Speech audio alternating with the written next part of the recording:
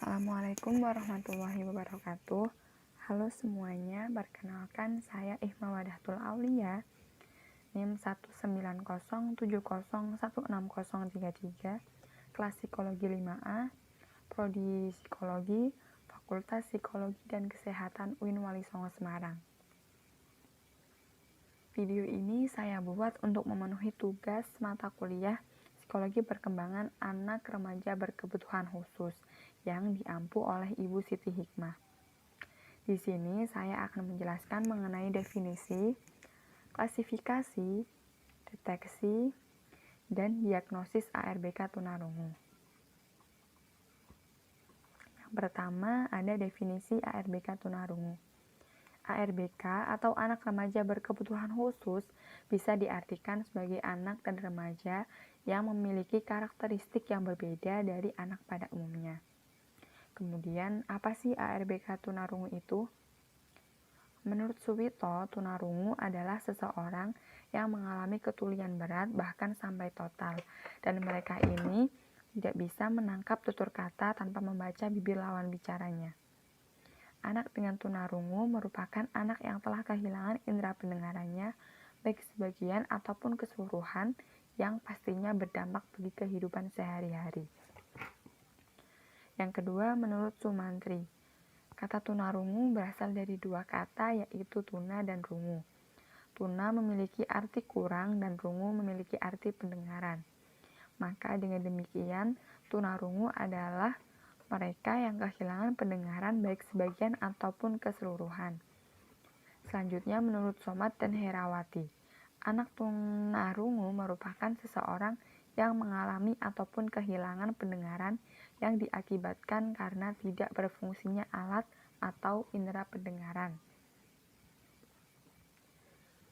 Dari beberapa pendapat yang telah disebutkan, maka bisa kita simpulkan bahwa ARBK tunarungu adalah mereka, anak dan juga remaja yang kehilangan atau tidak bisa menggunakan indera pendengaran dengan baik, yang berarti mereka ini tidak bisa mendengar dengan baik atau sempurna.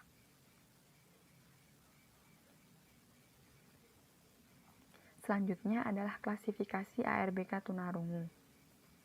Menurut Sastrowinoto dalam Suryani 2009, telah mengklasifikasikan anak tunarungu sesuai dengan dasar-dasarnya, yaitu ada 4 macam. Yang pertama, klasifikasi secara etiologis. Kedua, klasifikasi secara anatomis fisiologis. Ketiga, klasifikasi berdasarkan terjadinya. Dan yang keempat, klasifikasi berdasarkan ukuran audiometer. Untuk klasifikasi secara etiologis, ini di dalamnya ada 2 macam ya. Yang pertama ada tunarungu endogen dan yang kedua tunarungu eksogen. Nah, tunarungu endogen ini biasanya disebabkan karena adanya keturunan atau silsilah dari keluarga. Sedangkan tunarungu eksogen ini disebabkan karena adanya penyakit atau mungkin sebuah kecelakaan.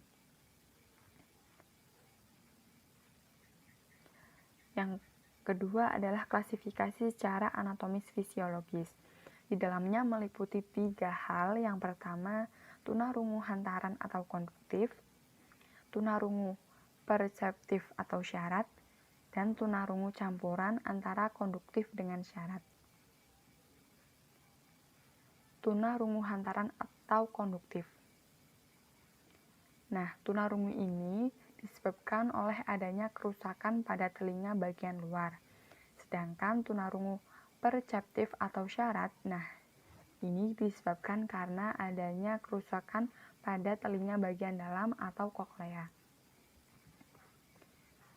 Dan yang ketiga, tunarungu campuran, yaitu antara konduktif dan juga syarat. Untuk klasifikasi yang ketiga adalah klasifikasi berdasarkan terjadinya. Di dalamnya meliputi 3 hal. Yang pertama, tunarungu yang terjadi saat berada dalam kandungan atau prenatal. Yang kedua, tunarungu saat dilahirkan atau neonatal. Dan yang ketiga, tunarungu saat setelah dilahirkan atau postnatal. Untuk yang prenatal, tunarungu yang terjadi saat di dalam kandungan. Ini bisa disebabkan karena saat dalam kandungan mungkin sang ibu ini memiliki penyakit yang nantinya bisa menyebabkan anak ini atau bayinya mengalami tunarungu. Kemudian juga bisa disebabkan karena sang ibu terlalu banyak mengonsumsi obat atau pil yang tidak dianjurkan oleh dokter pada saat kehamilan. Selanjutnya adalah tunarungu saat dilahirkan atau neonatal. Ini bisa disebabkan karena kelahiran yang prematur. Dan yang ketiga adalah tunarungu saat setelah dilahirkan atau postnatal. Saat setelah melahirkan atau saat setelah dilahirkan, ada kemungkinan di mana bayi akan kekurangan oksigen atau anoksia. Ini juga bisa menyebabkan terjadinya tunarungu pada anak. Yang terakhir adalah klasifikasi berdasarkan taraf ketunarunguan atau ukuran audiometer. Di dalamnya meliputi 4 hal. Yang pertama, tunarungu taraf ringan antara 27 sampai 40 dB. Anak dengan tunarungu ini biasanya tidak bisa mendengar bisikan saat dalam keadaan sunyi pada jarak yang dekat. Yang kedua, anak tunarungu taraf sedang, yaitu antara 41 sampai 55 dB. Anak dengan tunarungu pada taraf ini tidak dapat mendengar percakapan sedang atau normal. Yang ketiga, anak tunarungu taraf berat, yaitu antara 56 sampai 70 dB. Anak dengan tunarungu pada taraf berat hanya mampu mendengar suara yang keras pada jarak yang dekat. Dan yang terakhir adalah anak tunarungu sangat berat, yaitu lebih dari 71 dB. Anak dengan tunarungu ini biasanya hanya bisa mendengar suara yang sangat keras dan dalam keadaan yang dekat.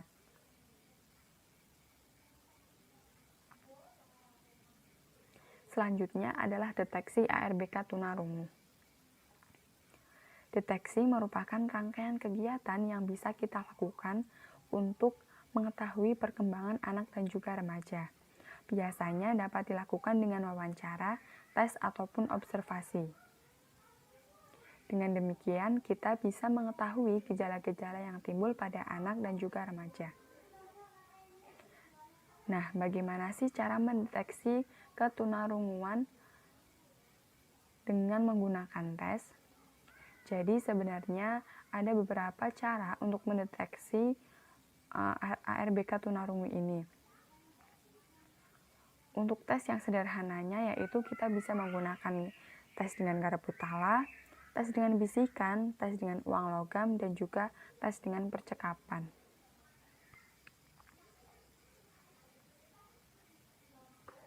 Yang pertama, deteksi dengan Garbutala. Garbutala yang dipilih mempunyai frekuensi 60, 120, 250, dan 500 penala. Penala yang dipukulkan dan didekatkan pada telinga sampai getaran bunyi menjadi lemah. Ketajaman pendengaran dapat ditentukan dengan cara beberapa lama anak mendengar nada itu. Nah, pada tes dengan Garbutala ini, alat musik juga bisa digunakan, dimulai dari nada C, kemudian nada-nada yang lain. Tes ini digunakan jika yang diperiksa adalah kesanggupan mendengar bermacam-macam nada. Yang dapat melakukan adalah yang tahu musik atau instrumen musik dan cara pemeriksaan pendengaran.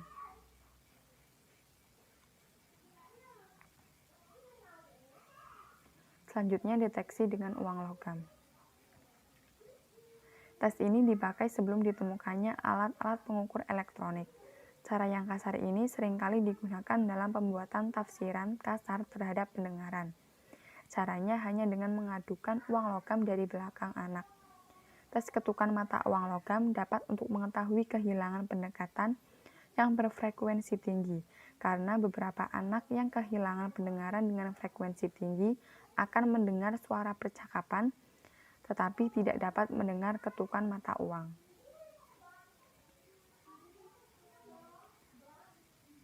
Berikutnya, deteksi dengan bisikan.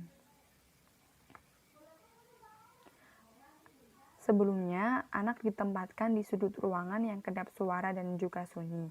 Kemudian juga jauh dari jendela dan juga pintu harus terbuka. Atau jauh dari pintu yang terbuka, jadi pintunya tertutup.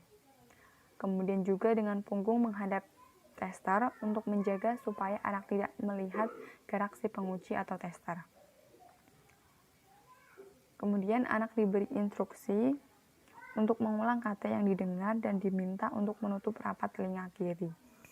Tester dengan jarak 20 feet mengucapkan dengan jelas perbedaan antara nada rendah dan juga nada tinggi.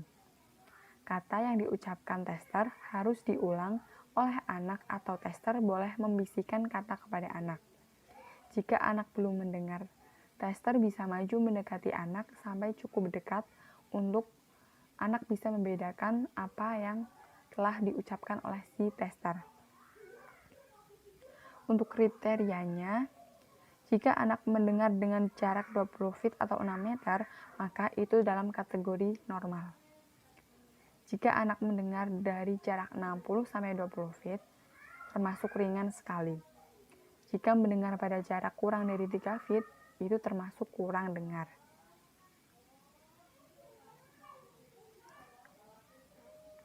Yang terakhir adalah deteksi dengan percakapan. Pada tes ini, anak ditempatkan kira-kira 20 feet atau 6 meter dari tester dan diberi pertanyaan atau sebuah percakapan. Jika ia tidak menjawab, tester semakin mendekat sampai anak menjawab dan mendengar. Tester dapat mengetes salah satu telinga, kemudian telinga lain untuk mengetahui relativitas ketajaman masing-masing telinga. Tes ini sangat kasar, tetapi untuk menguji kesangsian kita terhadap fungsi pendengaran. Tes ini tidak dapat menentukan tingkat kehilangan pendengaran, apakah pada saluran atau penghantar ataupun pada syaraf.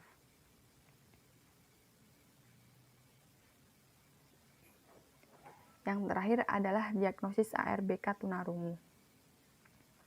Untuk mendiagnosis ARBK tunarungu ini, kita tidak bisa dengan mudah mendiagnosisnya. Berarti kita harus mendeteksi secara dini ataupun memeriksa ke orang yang profesional, sehingga saat diketahui bahwa anak atau remaja ini memiliki ketunarunguan, kita bisa langsung mencari solusi atau penanganan yang tepat, sehingga ketunarunguan yang dimilikinya bisa saja masih ringan dan masih bisa disembuhkan. Nah, karena memiliki hambatan dalam pendengaran, ARBK tunarungu ini biasanya mereka juga mempunyai kesulitan dalam berbicara. Nah, untuk cara berkomunikasinya, mereka adalah menggunakan bahasa isyarat. Selain itu, anak ARBK tunarungu juga cenderung kesulitan dalam memahami sesuatu yang sifatnya abstrak.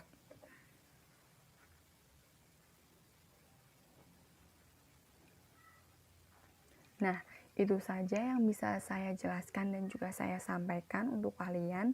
Semoga apa yang saya sampaikan tadi bisa bermanfaat untuk kita semua dan membawa keberkahan nantinya. Mohon maaf jika terdapat kesalahan dan kekurangan.